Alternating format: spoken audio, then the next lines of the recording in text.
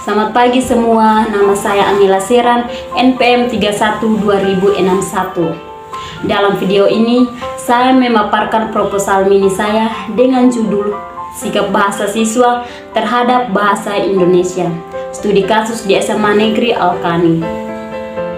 Bab 1, Pendahuluan. Bagian A, Latar Belakang.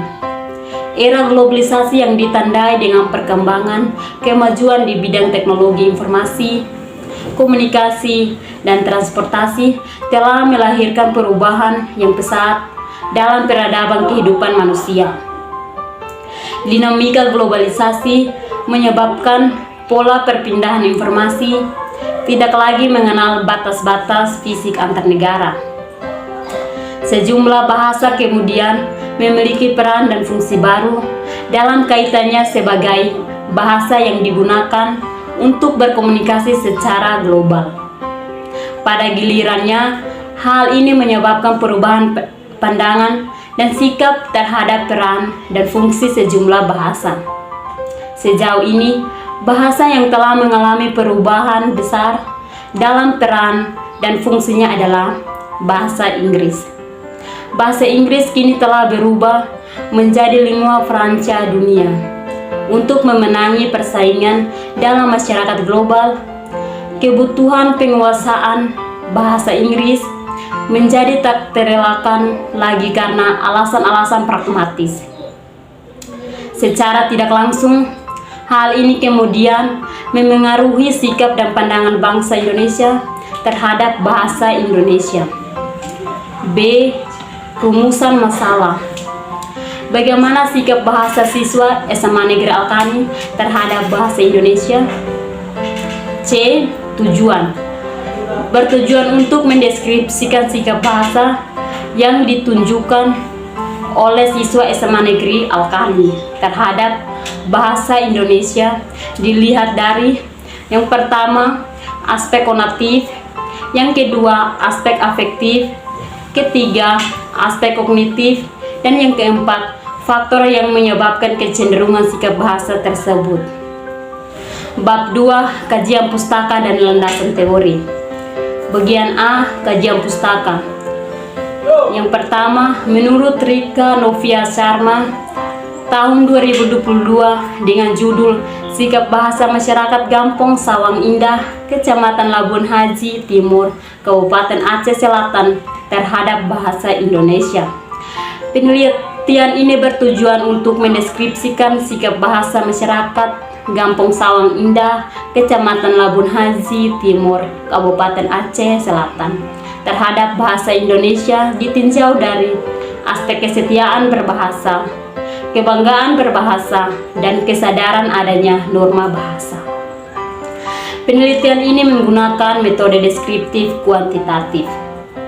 Persamaan penelitian terdahulu dengan penelitian sekarang adalah sama-sama meneliti tentang sikap bahasa, dan perbedaan penelitian terdahulu terdapat pada metode penelitian yang menggunakan metode kualitatif, sedangkan penelitian sekarang menggunakan metode kualitatif. Yang kedua, menurut Kak Devi Kalvika Anggria Wardani tahun 2013 dengan judul Sikap Bahasa Siswa Terhadap Bahasa Indonesia, Studi Kasus di SMA Negeri Alkani.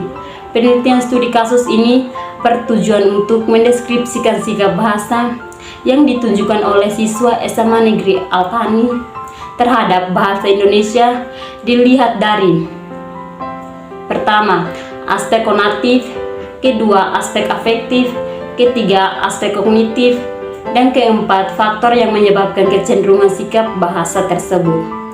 Metode penelitian yang digunakan adalah metode kualitatif dan kuantitatif.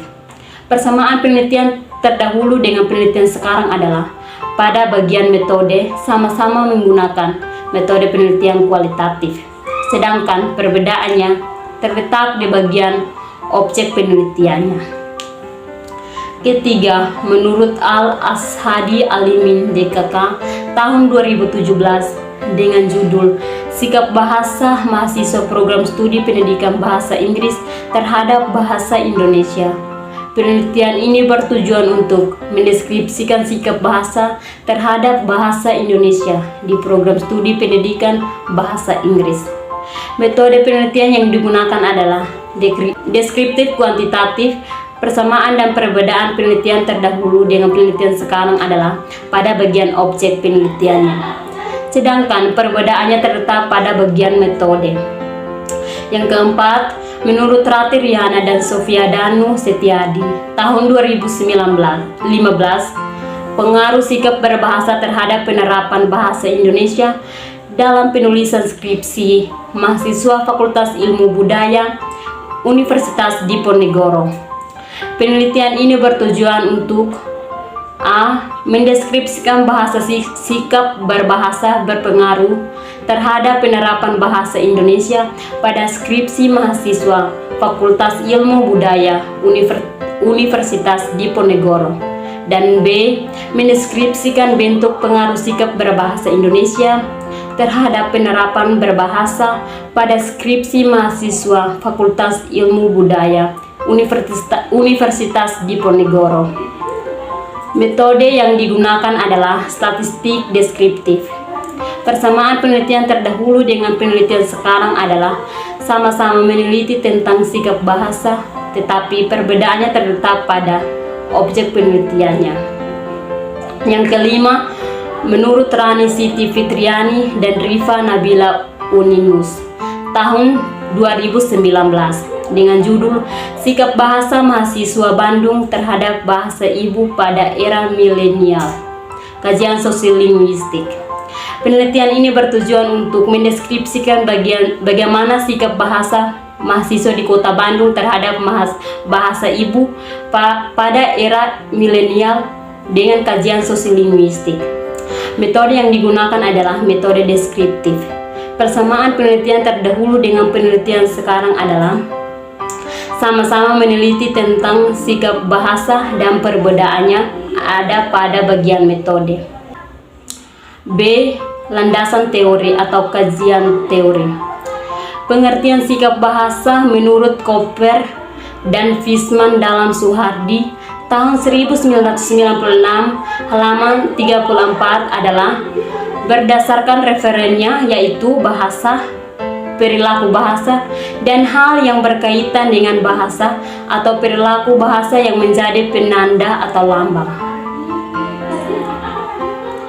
Bab 3. Metodologi penelitian. Bagian A. Desain penelitian. Rancangan penelitian yang digunakan adalah rancangan penelitian studi kasus.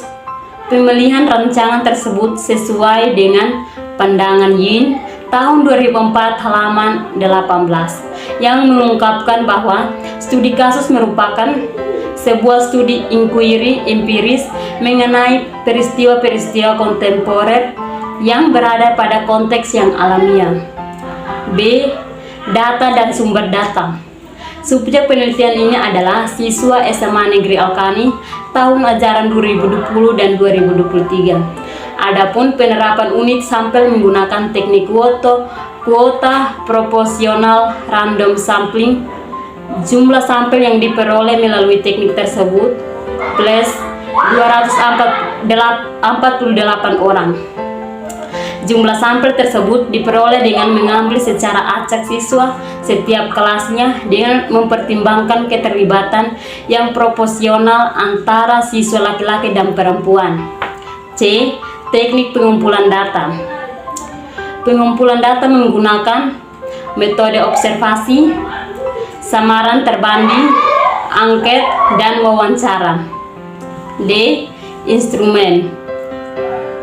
Penelitian instrumen sebagai alat atau bahan yang digunakan dalam penelitian, terutama ketika kita melakukan pengumpulan data. Maka dalam penelitian ini instrumen yang dimiliki yakni paket soal atau soal tes berupa pertanyaan-pertanyaan terkait sikap bahasa. E. Analisis data. Teknik analisis data, observasi, dan wawancara dilakukan melalui 3 tahap, yaitu reduksi data, pengajian data, dan penarikan simpulan atau verifikasi. Analisis data samaran terbanding dan kuesioner secara umum melalui 4 tahap, yaitu penggolongan, pengkonversian, perhitungan frekuensi, dan menentukan kecenderungan sikap bahasa siswa. F. Rencana penelitian. Penelitian ini akan dilaksanakan selama 1 bulan di SMA Negeri Alkani, Desa Lamea, Kecamatan Wewiku, Kabupaten Malaka. Sekian dan terima kasih.